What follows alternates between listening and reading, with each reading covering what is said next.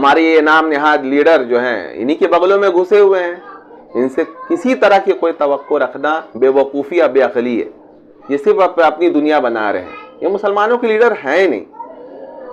دعا کریں کہ اللہ تعالیٰ مسلمانوں کو ایک جو ہے بے لوث لیڈر عطا کرے جو مسلمانوں کو صحیح سمت اور بالکل اسلام نہج نبوت پر جو ہے وہ جو ہے قیادت کرے اور کوئی راستہ دکھائے کہ اس وقت جو ہے مسلمان کیا کریں, کیسے جو ہیں اپنے آپ کو بھی بچائیں اور اپنا کھویا ہوا وقار بھی واپس لیں. اتنا آسان نہیں ہے. ایک مجلس میں ہندوؤں کے اس طرز عمل کے متعلق فرمایا کہ ہندوؤں کی قوم عالی حوصلہ نہیں, ان کے وعدے وعید کا اعتبار نہیں.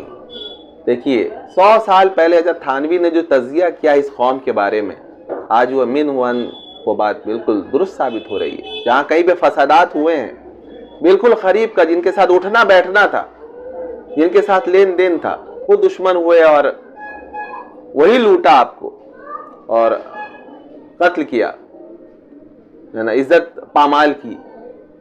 یو پی میں تو سخت حالات ہوتے جا رہے ہیں. تو یہ قوم جو ہے اس پہ اعتبار نہیں کر سکتے. لیکن ہمیں ہمارے لیڈر جو ہیں وہ یہی سکھاتے ہیں کہ بھائی بھروسہ کرو اور بھروسہ کرو. تو کیسے کریں بھائی؟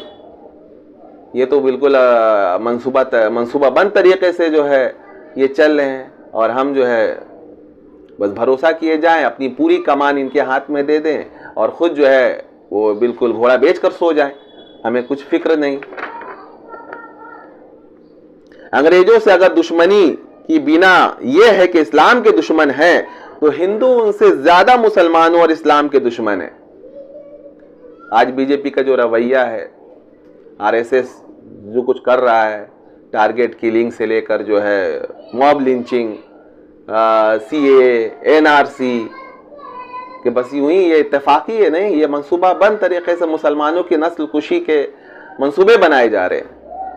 برما میں جو کچھ ہوا ہے, تجزیہ نگار کہہ رہے ہیں کہ آنے والا دن جو ہے برما سے بھی جو ہے وہ برا ہو جائے گا. یہاں اللہ ہم سب کی حفاظت فرمائے.